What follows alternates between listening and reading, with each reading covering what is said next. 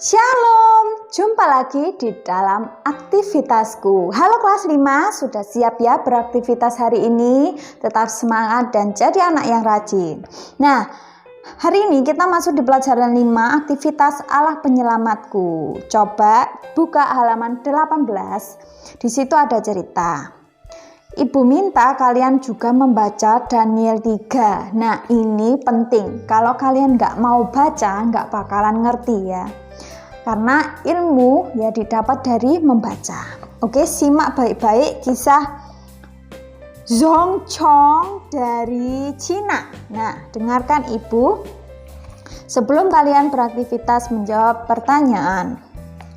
Nah, pemuda Cina bernama Zhong Chong ya, ini berusia 23 tahun, mempertaruhkan nyawanya demi menyelamatkan batita yang nyaris jatuh dari balkon apartemen, tepatnya di provinsi Guangdong, Cina bagian selatan.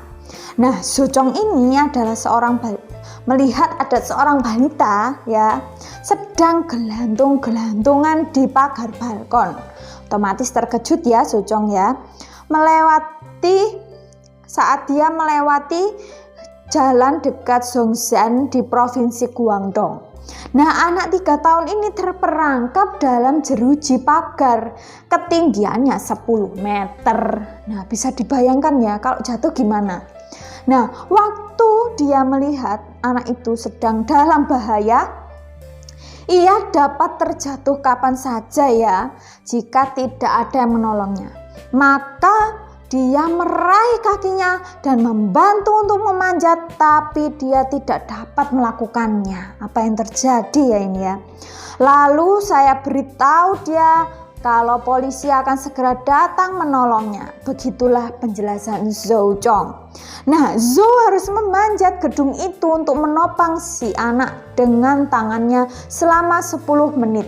Sampai akhirnya anak itu diselamatkan. Saya pelan-pelan memanjat bangunan hingga tiba di balkon tempat anak itu tersangkut. Wow, pemberani ya. Sebenarnya kaki saya sudah lelah. Tangan saya sudah berpegangan ya menopang tubuh saya dan memegangi anak itu dengan tangan saya. Saya segera pergi waktu regu penolong datang di tempat kejadian. Zhou berkata, waktu itu tidak menginginkan apapun ya kecuali niat tulus ingin menolong si anak itu. Baginya tugas penyelamatan itu adalah penting ya baginya. Sebelumnya ia memang bekerja keras sebagai pekerja konstruksi. Nah, menurut saya hal ini juga akan dilakukan orang pada umumnya ya. Tidak perlu diceritakan. Saya cuma merentangkan tangan dan menolong anak itu, ujar Zhong Chong merendah. Jadi dia menyelamatkan tapi nggak ingin ya orang lain itu tahu, begitu ya intinya ya. Zhou ini langsung meninggalkan tempat itu dan anak itu berhasil diselamatkan. Tapi akhirnya media dan pemerintah tuh sempat mencari tahu dia ya, tapi nggak ketemu. Nah, pemerintah dan yayasan memberikannya $10 Amerika atau setara dengan 90 juta rupiah. Wow, banyak ya. Sebagai hadiah atas tindakan heroiknya. Apa yang dilakukan Zhou? Mencakup sikap ini ya, tidak mementingkan diri sendiri, lebih mementingkan orang lain dan integritas dirinya. Dia tidak mengenal anak itu tapi mau menyelamatkan nyawanya dan pergi dengan diam-diam.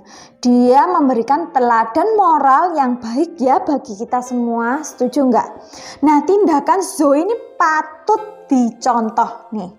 Tanpa adanya maksud, dia tulus menolong bahkan tidak kenal meskipun harus taruhannya adalah keselamatannya sendiri. Wah, kita tepuk tangan ya buat Zhou ini ya. Zhou luar biasa ternyata ya. Kalian juga luar biasa. Mungkin kalian punya pengalaman dalam menyelamatkan orang. Kalian bisa susun ya pengalaman kalian membantu orang lain.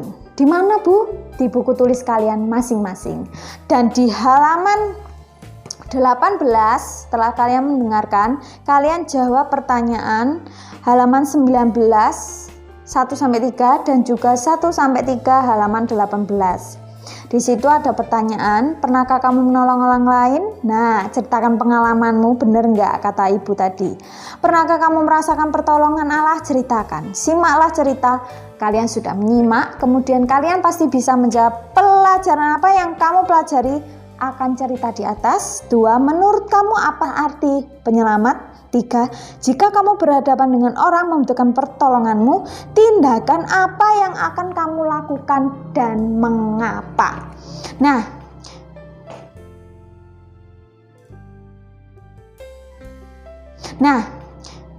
kita masuk di dalam aktivitas pertemuan yang kedua. Kalian buka Daniel 3.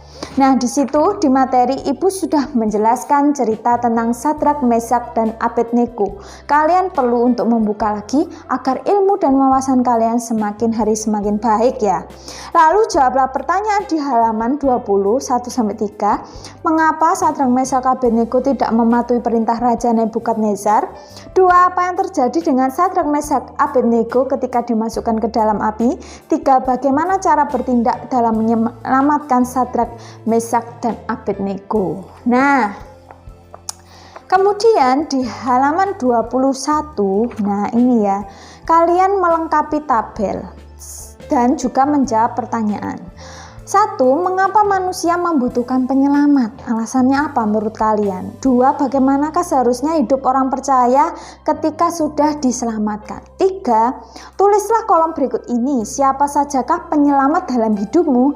Jelaskan mereka penyelamat bagimu. Contoh ini ya, ibu contohkan. Ibu misalnya nih, menyelamatkan saya ketika hampir tenggelam saat berenang di pantai misalnya ya ini.